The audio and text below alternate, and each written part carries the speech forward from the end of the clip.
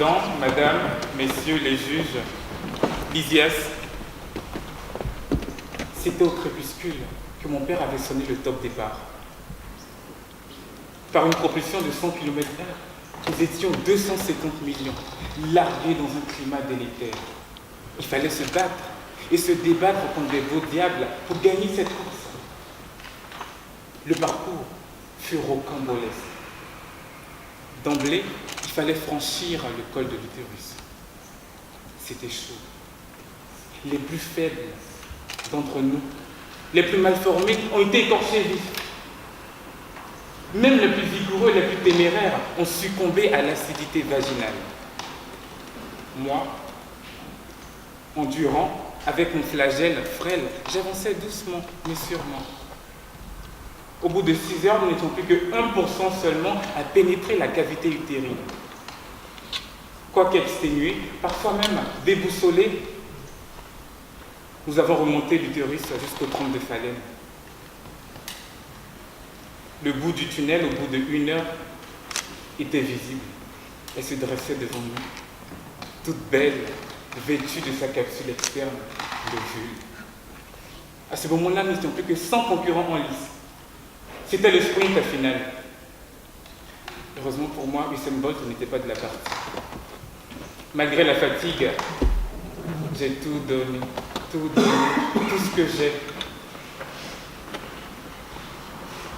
Je suis allé à la rencontre du gamète femelle, percer sa membrane externe et m'introduisit à l'intérieur pour la fécondation.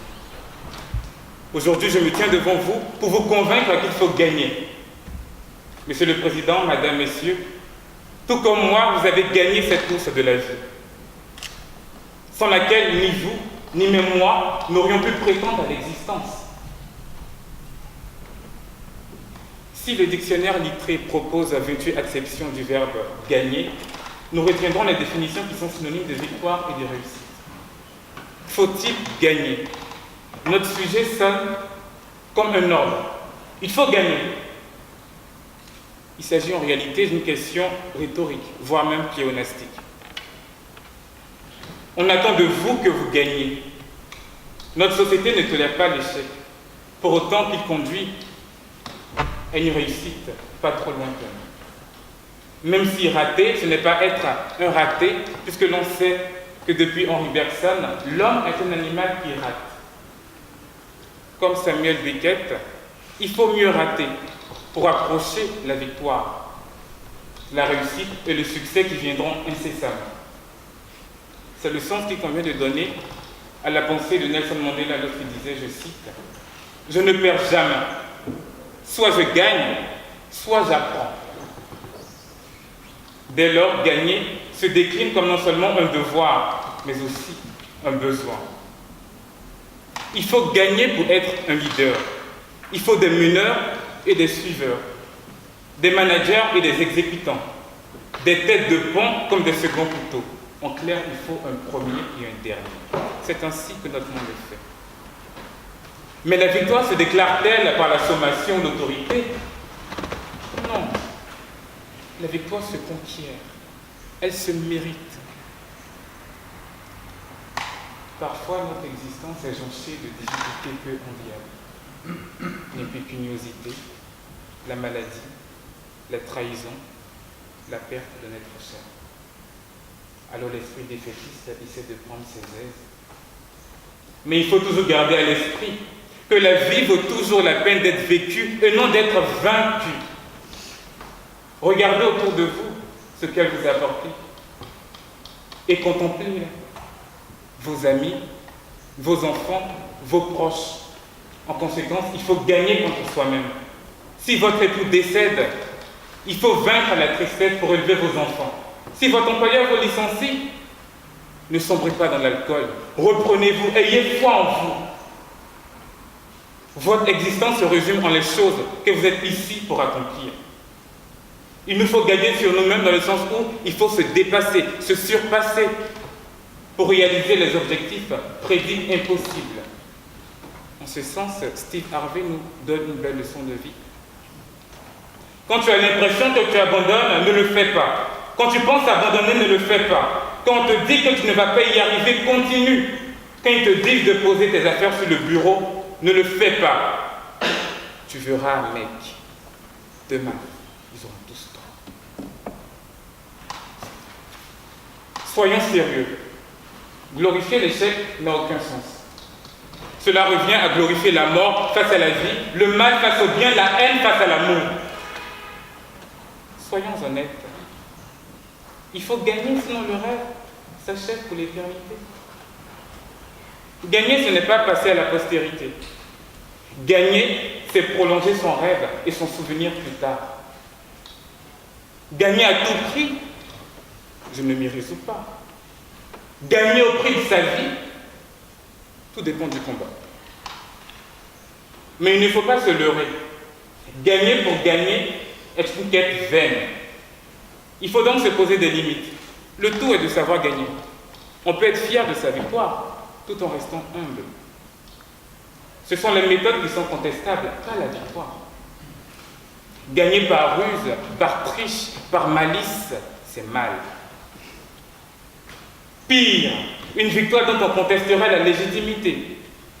Ici, toute la problématique du dopage sportif. Dopé, le sportif sera à jamais un tricheur, marqué au fer rouge de l'infamie. Alors que gagner à la loyale, à force de travail, il n'y a rien de plus beau ni de plus respectable. Certes, l'existence ne se borne pas à cette quête ultime qui est de gagner. Je ne suis pas un matamor pour vous dire le contraire. Seulement que gagner, c'est sain et naturel. Il serait même absurde, voire impossible de s'en empêcher. Au bout de la défaite, il n'y a que la soumission et l'oubli. Au panthéon de la victoire, il y a votre nom, le nom du gagnant.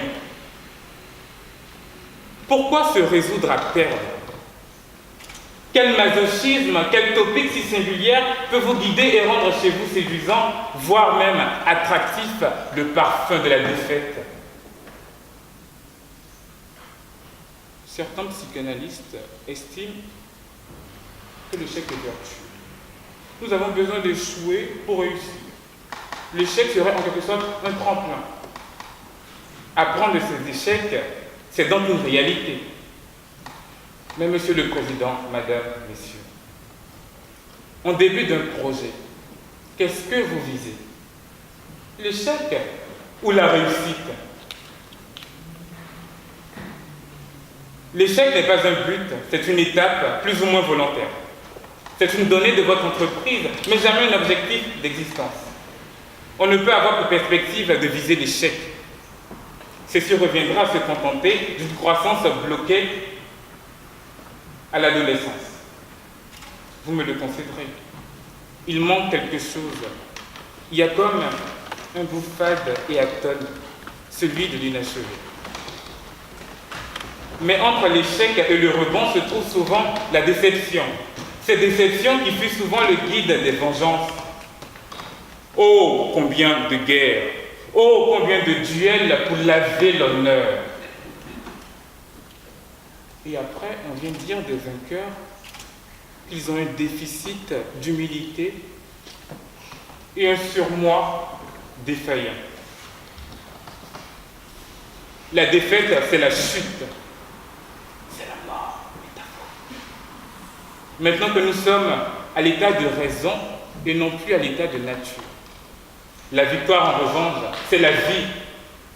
Et je ne vous parle même pas de l'adrénaline et des endorphines libérées à chaque succès. Les victoires sportives, opium du peuple, lui procurent du plaisir. Ils en oublient leur tracas quotidien à l'instant même où ils adhèrent au sentiment de fierté, d'appartenance nationale. On n'achète pas une place pour la Coupe du Monde de Russie seulement pour l'amour du jeu.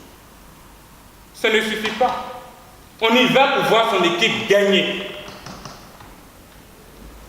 Certains auront peut-être l'impression d'un complexe de supériorité ou de mégalomanie. Mais interrogez-vous un instant. Libérez-vous du carcan des convenances sociales et des règles de bienséance.